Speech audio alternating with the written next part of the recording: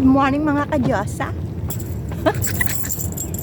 Walking ulit sa aming favorite park ni Jowa. My love, they cannot see you. You're so tall. Let's go! At tingnan nyo ang puno sa park. Sa lakas ng ulan kagabi, naputol sa gitna. Nakakalungkot lang kasi sayang. Full pack ang park. Madaming tao. Meron daw mga nagmo-music kaya hindi pwedeng mag-vlog doon banda. I'm not cheating. Gusto niya lumakad ako doon sa pinaglolokado. Oh, cheating. Shortcut. Wave, my love. Talsik ang laway ko. Wave, oh. Wave, oh. There you go. I'm cheating daw. Ano po?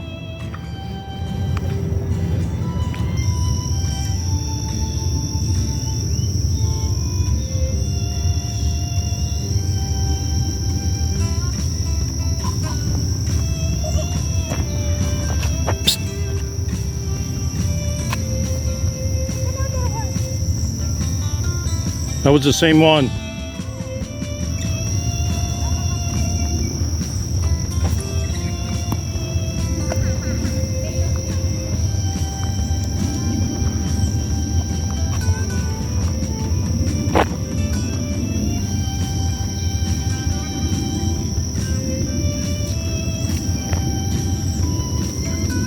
Rabbits, they don't like me. Nakakapagod mga kadyasa. Grabe pawis ko. What is it? My God, it's so hot.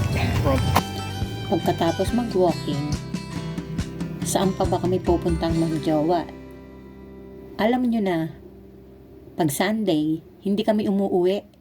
Kami nagpupunta sa grocery store. Ganyan talaga, gastos is real.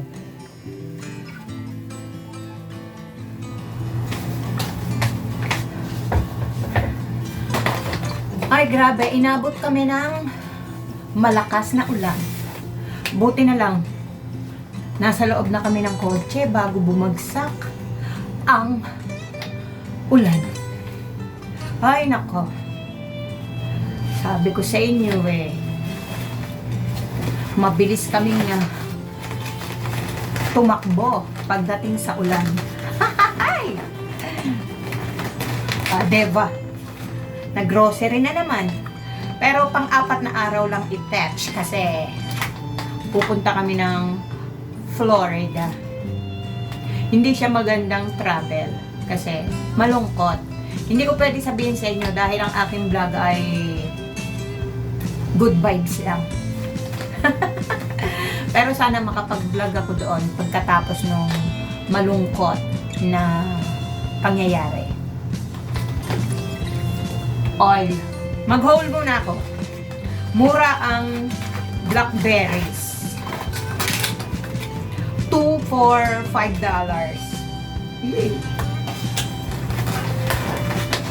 At syempre, sweets ni Jowa. At pag nasa store, hindi kalilimutan ang napakasarap na fried chicken. Nagsasawa na ako sa manok ng Walmart. Tikman ko muna kung masarap. Masarap na.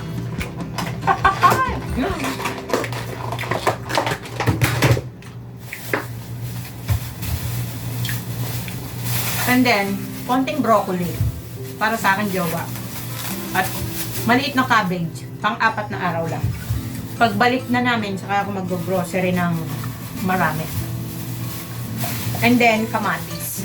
Diba sabi ko sa inyo, hindi ako nagtanim ng kamatis? Well, nagtanim ako. Kaya late yung aking mga kamatis. Umili lang ako para sa itlog. Gustong-gusto ko kasi yung itlog na may kamatis. Ako magpe-prepare ng lunch. Hindi ako magluluto kasi marami kaming tira-tira. Sa tindi ng aming gutom, kanya-kanya na kami. Siya sa harap ng telebisyon, ako naman sa harap ng computer. nanonood ako ng YouTube. Diba? Para pareho kaming masaya. Wala kasi akong hilig sa baseball pag sa television. At syempre, kung may hirap, ay mali. Kung may sarap, may hirap. Dahil ako lang ang maglilinis ng aking kitchen. Sa bagay, tinulungan niya naman ako kanina sa paghahanda ng pagkain. Kaya okay na yon, masaya na ako doon. Hindi ako napupuruhan. Ganun talaga, dapat bawat hirap, hati kayo, diba? Hey. And then, wala akong panahon para magpahinga dahil ako'y may pa-order. Kailangan ko yung tapusin para ako'y may datong. Yes, mahalaga sa akin ang kwarta.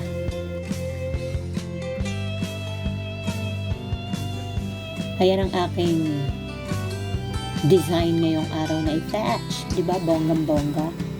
At himala, nakaisip siyang maglinis ng aming kwarto. Kaya pinabayaan ko siya. Maalikabok na raw at magpapalit siya ng kobre kama. Tingnan niyo naman, napakasipag, diba? Well, ako naman ay gumagawa ng kwarta. Ang sakit ng ulo ko kasi nakadalawang pares ako ng hikaw. Meron akong sinisimulan pero hindi ko na matatapos. Ayan, oh. Ang ganda, diba? Ako na pumuri kasi walang pupuri sa inyo. Dalawang kulay. Parehong design. Dalawang kulay. Oh, diba? Bongga. Tumigil ako kasi umuumot siya. Nagugutom daw siya. Baka raw pwede akong magluto ng merienda. Ay, hindi naman ako makakatanggi pag ang aking mahalang umungot. Lahat ibibigay ko para sa kanya. Kaya samahan niyo ako sa aking mahiwagang kitchen. Tayo ay magluluto ng merienda ng aking jowa. Ang kaso, ano kaya ang aking iluluto? Mahulaan niyo kaya kung ano ang aking iniisip? Well, isip-isip. Meron akong pansit.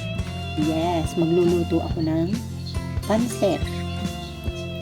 At syempre, pag may pansit, ano ang kapatner ng pansit? Abangan sa susunod na kabanata. Hindi ko na kayo tuturuan sa pagluluto ng pansit, ha. Malalaki na kayo, bahala na kayong dumiskarte. Kanya-kanya tayong diskarte sa cooking.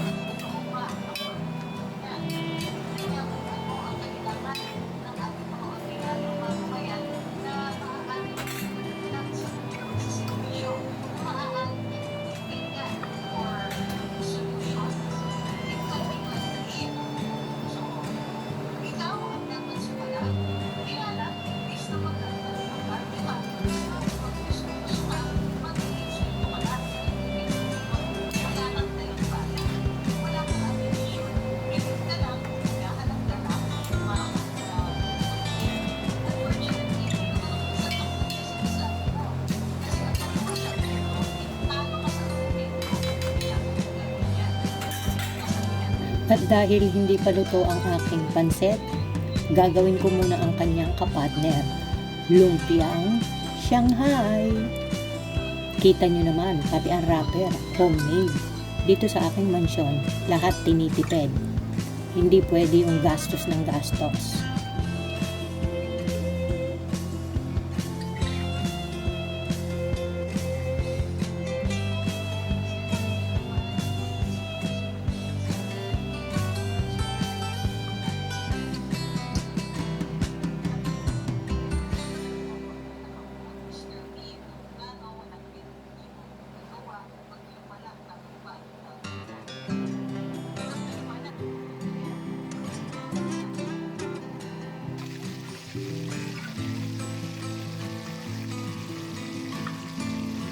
And finally, nakaraos din ako. Ako'y magpe-freshen up na at ako'y magpapahinga na. Napakasimple ng aking buhay pero satisfying. Napapagod pero masaya pa rin. O, 'di ba? Maligayang maligaya akong matutulog. Maraming salamat sa panonood mga ka-Diyosa. Hanggang sa muli. Bye-bye!